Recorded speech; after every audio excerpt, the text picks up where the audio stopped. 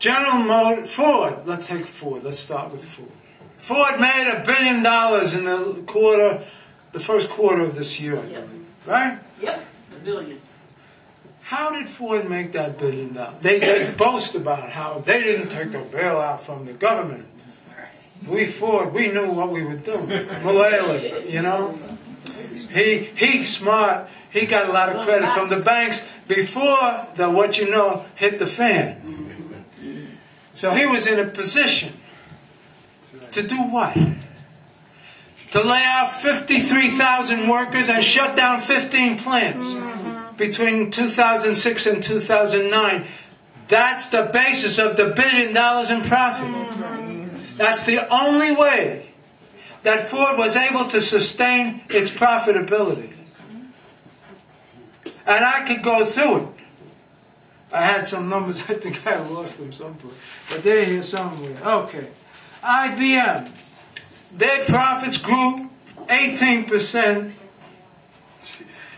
to $12.3 billion, but they laid off 10,000 workers to get it. Okay?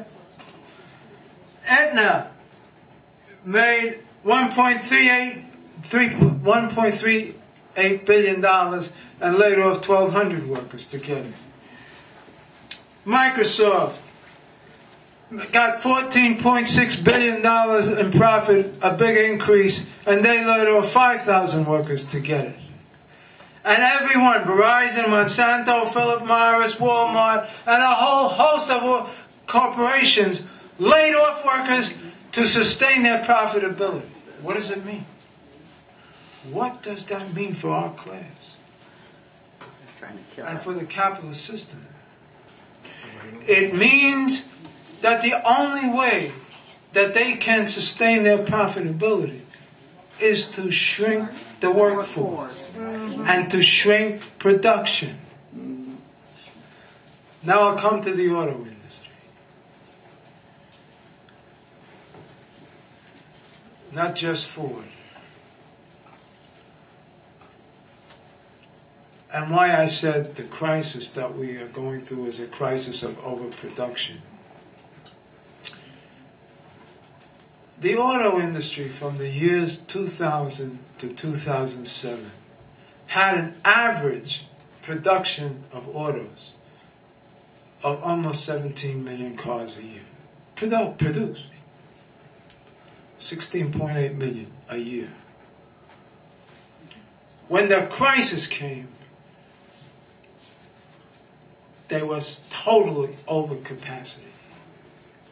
They couldn't sell them. They were stuck with the cars.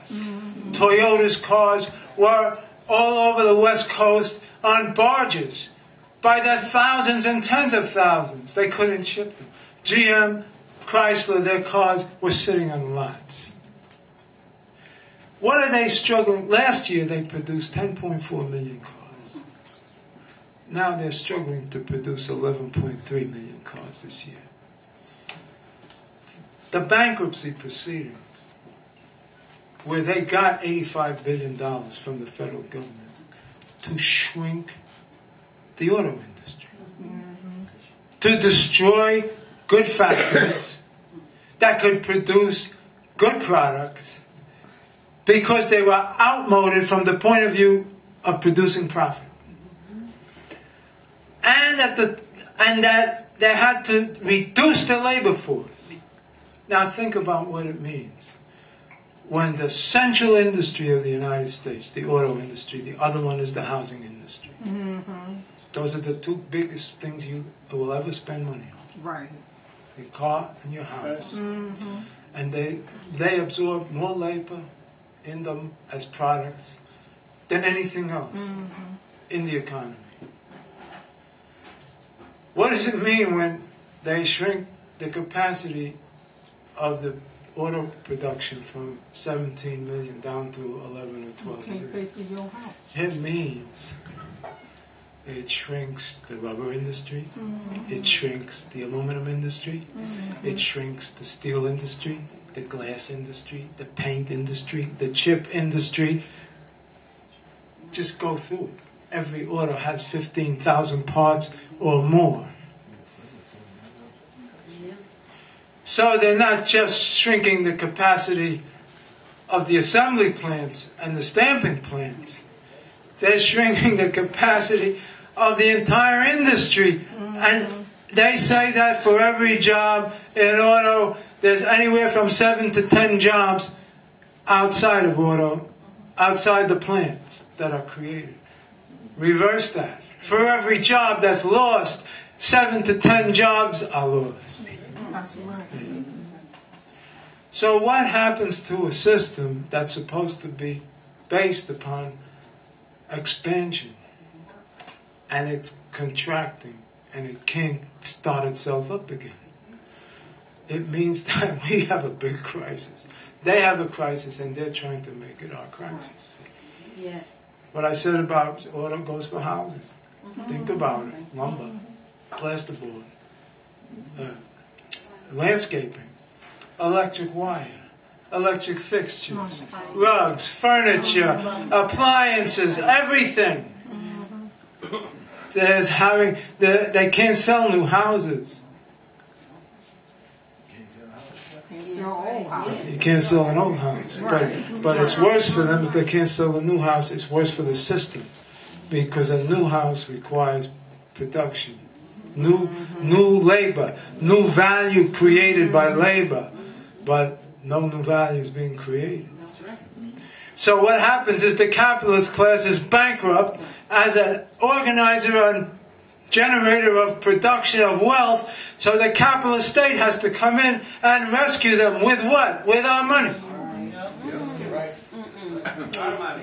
The capitalist state absorbs the crisis into itself by borrowing money to keep the capitalist class afloat so that they sustain their profitability and are able to shrink the economy. And the capitalist class and the government, which is the central organ of the capitalist class collectively, the financier, the Federal Reserve and the Treasury and all the banks that control the only thing that sets production in motion, which is money. Right.